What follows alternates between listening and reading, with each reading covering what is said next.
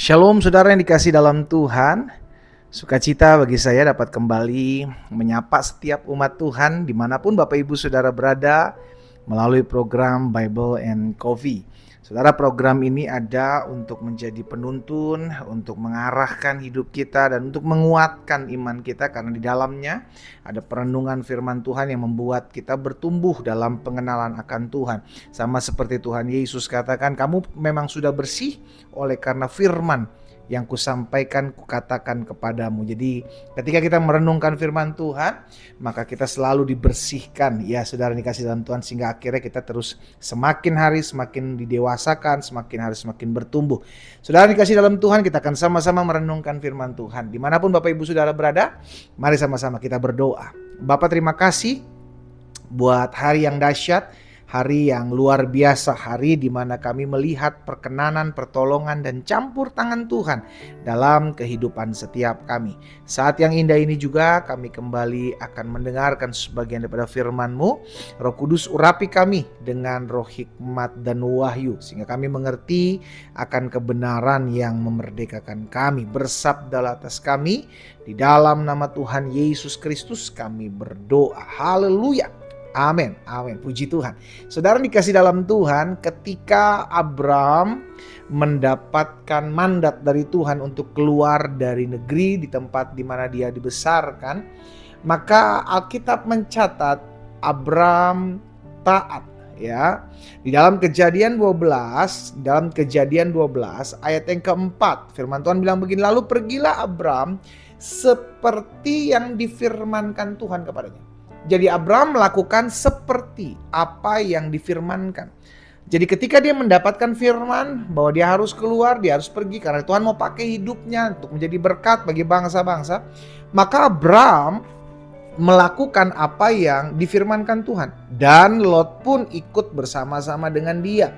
Abram berumur 75 tahun ketika ia berangkat dari Haran. Saudara dikasih dalam Tuhan, dalam kita mengiring Tuhan, mesti kudu wajib harus yang namanya sebuah ketaatan. Memang ketaatan itu berproses, saudara, ya.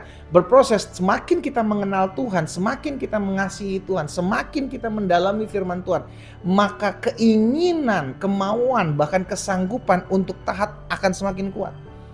Akan semakin kuat. Itu sebabnya saya percaya betul orang yang mengerti panggilannya di dalam Tuhan pasti taat. Sama-sama bilang sama saya, pasti taat. Nah, ketaatan ini sudah dikasih dalam Tuhan harus disertai dengan iman. Karena ketaatan tanpa iman itu akan sulit untuk dilakukan. Saya ulangi sekali lagi ya. Ketaatan harus disertai dengan iman.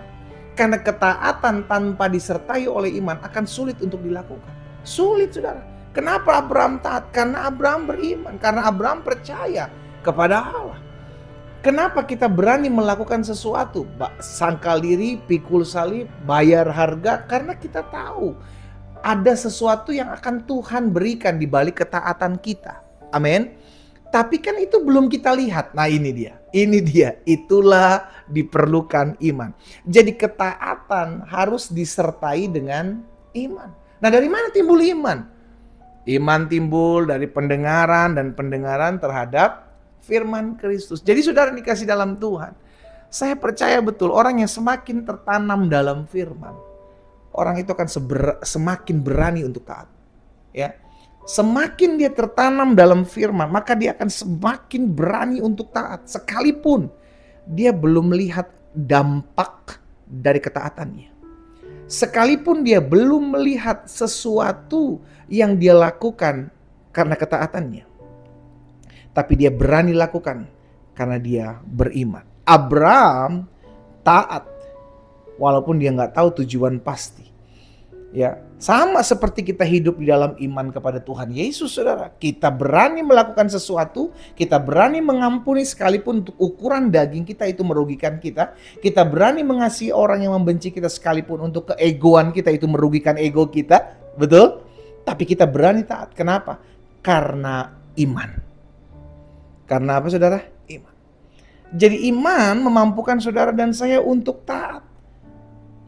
Dan itulah yang akhirnya diperlukan anak-anak Tuhan di akhir zaman ini, saudara dikasih dalam Tuhan, untuk tumbuh dalam iman.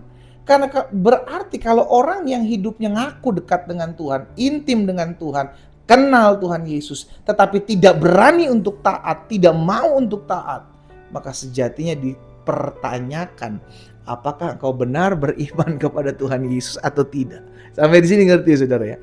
Akhirnya kita tahu, oh tolak ukur iman kita dapat dinilai dari ketaatan kita. Saya ulangi sekali lagi. Tolak ukur iman seseorang dapat dinilai dari ketaatannya. Seseorang gak akan berani taat melakukan apa yang Tuhan firmankan kalau dia tidak beriman. Dia harus beriman terlebih dahulu, baru dia berani melakukan apa yang Tuhan perintahkan untuk dia kerjakan, yaitu ketaatan. Jadi kita bisa uji nih, apakah saya udah benar-benar percaya sama Tuhan Yesus. Makanya kan Paulus pernah bilang, aku tahu kepada siapa aku percaya dan aku yakin dia berkuasa. Itu sebabnya hidupnya selalu berpadanan dengan firman.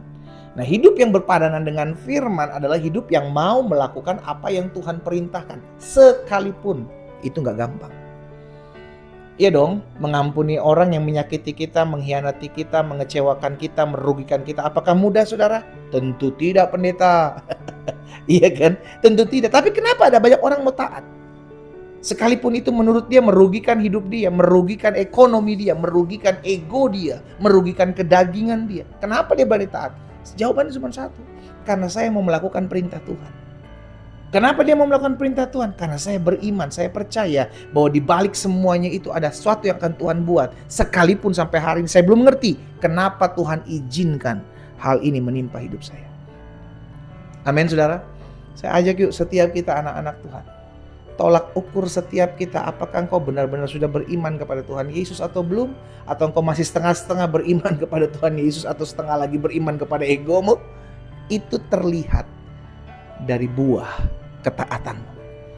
Seseorang yang berani taat, berani sangkal diri, berani pikul salib, berani merasa quote and quote dalam tanda kutip merasa rugi terhadap apa yang dia lakukan.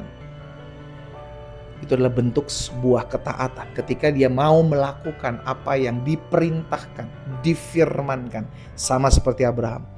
Abraham melakukan tepat seperti yang difirmankan Tuhan kepadanya. Makanya Abraham disebut sebagai bapa orang beriman. Semua dimulai dari iman. Iman akan melahirkan sebuah ketaatan, dan ketaatan adalah bukti bahwa setiap kita percaya bahwa Tuhan punya rencana yang dahsyat dalam hidup kita. Kita berdoa, kita datang sama Tuhan. Bapa, terima kasih buat setiap benih firman Tuhan. Kami mengucap syukur. Sekalipun sampai hari ini kami belum mengerti kenapa ada hal-hal yang tidak baik menimpa hidup kami. Kenapa Tuhan izinkan ada hal-hal yang tidak menyenangkan terjadi dalam hidup kami. Tapi hari ini ketika kami mendengarkan firman Tuhan, kami belajar taat. Kami belajar menerima keadaan. Kami belajar taat dengan mengucap syukur dengan segala sesuatu yang terjadi. Karena kami percaya Allah turut bekerja dalam segala sesuatu untuk mendatangkan kebaikan bagi kami. Bapa, hamba berdoa buat umat-Mu, manapun mereka berada. Tuhan, mampukan kami untuk tetap terus memiliki pondasi iman yang kokoh, yang teguh, yang kuat, sehingga tidak mudah digoncangkan oleh apapun. Sehingga dengan iman yang kokoh teguh ini, kami mau belajar untuk melakukan apa yang Tuhan kehendaki dalam firman-Mu sebagai bentuk ketaatan kami kepada Allah. Hamba berdoa buat yang sakit, Tuhan jamah sembuhkan, Tuhan pulihkan dalam nama Yesus. Nah, kami percaya bilur-bilur-Mu menyembuhkan kami. Bahkan kami yang susah, kami yang lemah, Tuhan hiburkan, Tuhan kuatkan. Kami percaya kuasa Allah nyata bagi kami. Berkat-Mu ada setiap kami Allah. Dalam nama Tuhan Yesus Kristus kami berdoa. Haleluya. Amin.